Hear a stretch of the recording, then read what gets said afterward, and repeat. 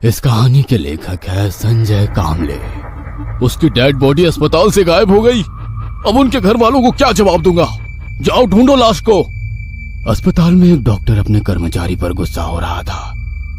अस्पताल में काम करने वाले रहीम चाचा अपने साथियों के साथ एक लाश को पूरे अस्पताल में खोज रहे थे, पर लाश गायब हो चुकी थी। कुछ दिन बाद राधिका और तुषार अपने नए घर में रहने के लिए आ गए थे। वाह यार, कितना बढ़िया घर खरीदा है तुमने। राधिका की बातों से लग रहा था कि उसे ये घर काफी पसंद आ गया था। तुषार ऑफिस गया था और राधिका घर में अपने लिए किचन में कुछ खाने के लिए तैयार कर रही थी कि तभी उसे दरवाजे की बेल बजने की आवाज आई। हाँ, 1 मिनट, आती हूँ। उसने आवाज दी और किचन से निकलकर बाहर के दरवाजे की तरफ चलने लगी। तब तक और एक बार बेल बजी थी। उसने दरवाजा खोला, पर बाहर कोई भी नहीं था। बाहर सुनहरी धूप पड़ी थी। उनका घर शहर की आवाजाही से दूर होने के कारण लोगों का आना जाना ना के बराबर था। वो 2 कदम बाहर आई और दोबारा बाहर नजरें घुमाई, पर कोई भी नजर नहीं आ रहा था। वह घर के अंदर आई तो पूरे घर में धुआं धुआं भरा हुआ था। हे भगवान, सब्जी जल गई। खांसते हुए वो किचन के अंदर गई और झट से गैस बंद कर दी। वो नाराज हो गई। अब दोबारा कुछ भी बनाने का उसका मूड नहीं था। अपना मोबाइल उठाया और पति को फोन किया। हेलो तुषार, मुझे भूख लगी है, कुछ खाने को ले आओगे? राधिका, ऑफिस में बहुत काम है। मैं कुछ नहीं जानती, मुझे बहुत भूख लगी है। और उसने जोर से फोन पटक दिया और जाकर सोफे पर लेटे लेटे टीवी देखने लगी। तभी उसे अपने पीछे वाली सीढ़ियों पर किसी के चलने की आवाज आने लगी। उसने मुड़कर देखा तो कोई नहीं था। वह दोबारा टीवी देखने में मशगूल हो गई। तभी डोरबेल बजने की आवाज आई। तुषार होगा। हाँ, जल्दी से जाकर उसने दरवाजा खोला। बाहर एक डिलीवरी बॉय खाने का पार्सल लेकर खड़ा था। वो समझ गई कि तुषार नहीं आ सकता, इसलिए उसने पार्सल भेजा है। पार्सल की थैली लेकर वो अंदर आई। थैली टेबल पर रखकर उसने थैली का मुंह खोला ही था कि झट से थैली से बाहर निकले एक काले चिपचिपे हाथ ने उसका गला दबोच लिया और वो होश में आ गई। लगातार डोरबेल बजने की आवाज आ रही थी और वो अभी भी सोफे के ऊपर लेटी हुई थी। हाँ, काफी डरावना सपना था। कहते हुए वो दरवाजा खोलने गई, लेकिन बाहर कोई नहीं था। ये क्या हो रहा है मेरे साथ?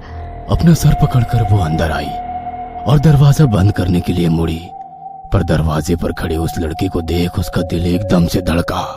डोरबेल तुम्ही ने बजाई थी ना?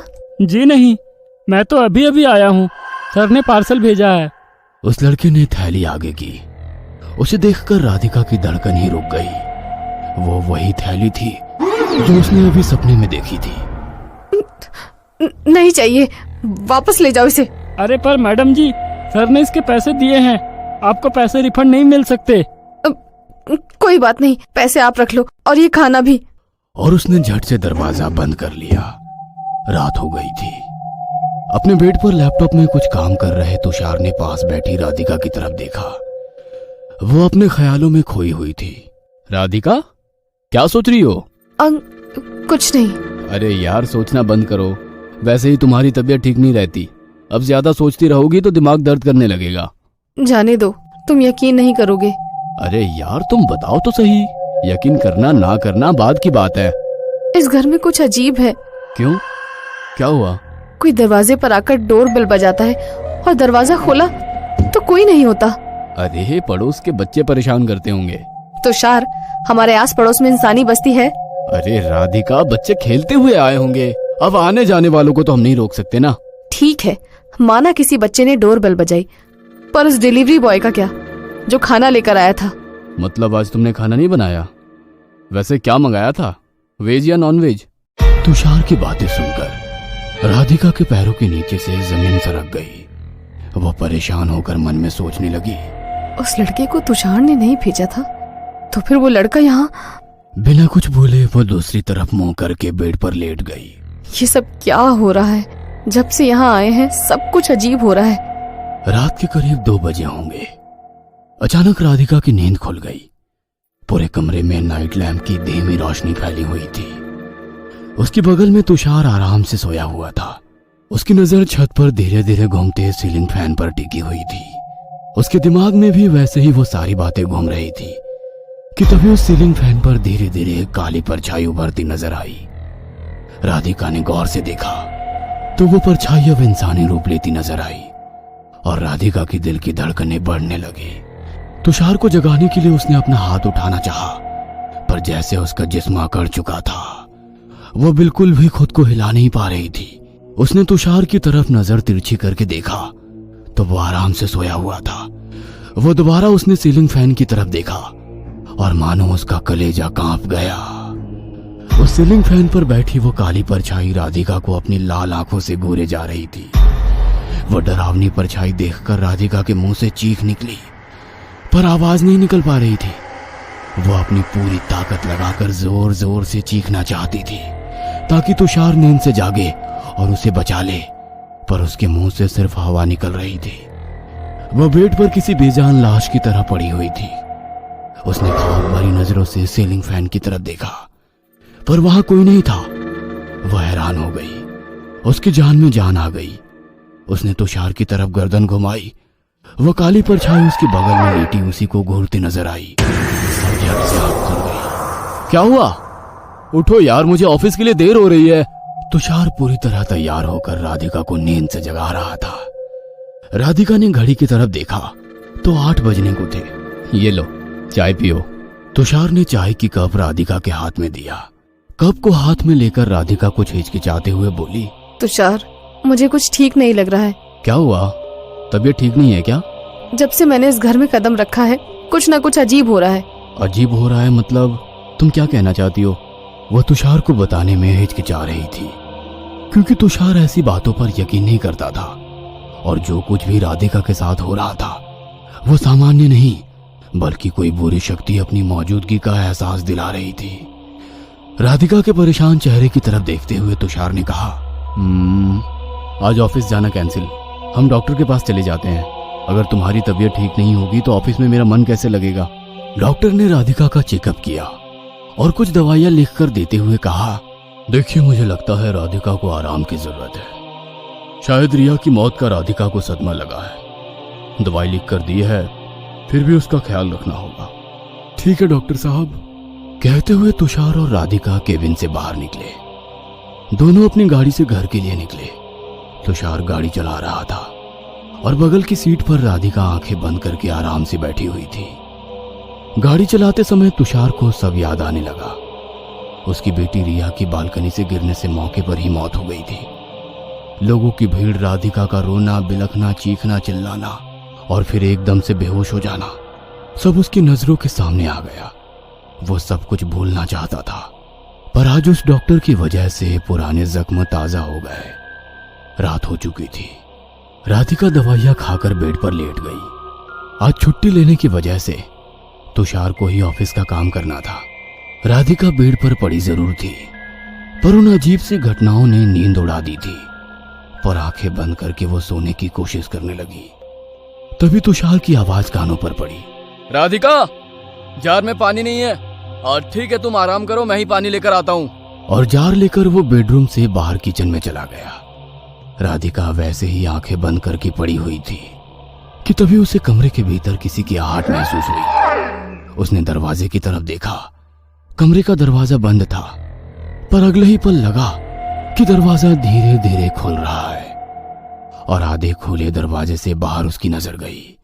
कोई था जो राधिका को लगातार घूरे जा रहा था।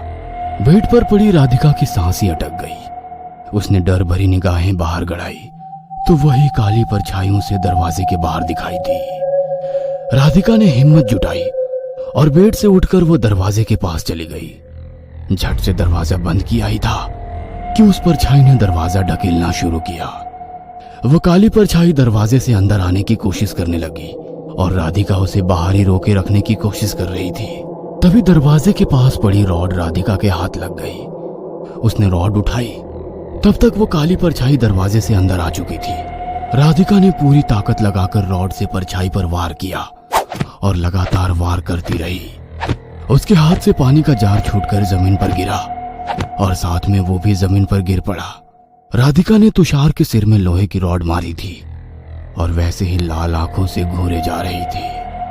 और तुषार को अतीत में घटी घटनाएं नजरों के सामने आ गई। उस रात तुषार देर से घर लौटा था और दरवाजा खोलते ही आवाज सुनाई दी। तेरी माँ मर चुकी है, मैं तेरी माँ नहीं हूँ, और भूख लगी है तो अपनी मरी हुई माँ से खाना मांग ले। काश उसके साथ तू भी मर जाती। राधिका अपनी सौतेली बेटी रिया पर चिल्ला रही थी। 7 साल की रिया की नजर दरवाजे पर खड़े अपने पापा पर गई और फूट फूट कर रोते हुए दौड़कर वो अपने पापा से लिपट गई। पापा, भूख नहीं लगी है, खाना भी नहीं चाहिए, बस मेरी माँ मुझे लौटा दो। तुषार चुपचाप अपनी बेटी की बातें सुन रहा था, पर कोई था जो खिड़की से सब कुछ देख रहा था। अगले दिन रोज की तरह तुषार ऑफिस गया हुआ था।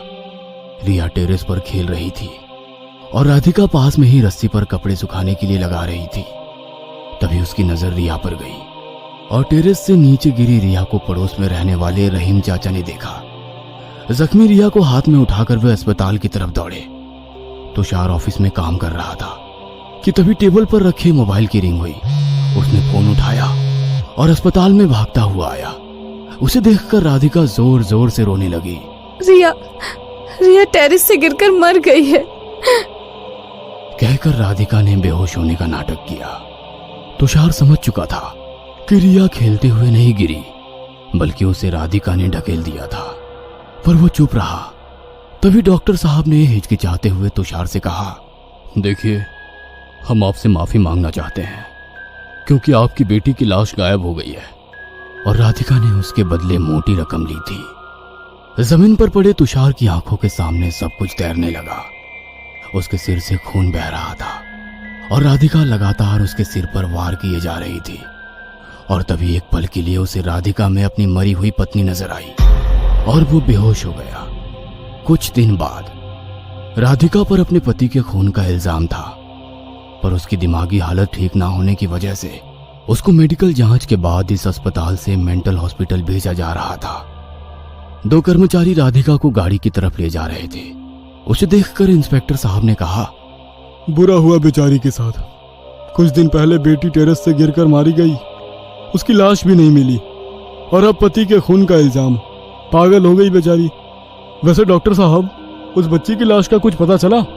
देखिए, ये तो पुलिस का काम है और हमें आपसे पूछना चाहिए। जांच चल रही है, देखेंगे। इतना कहकर वे चले गए।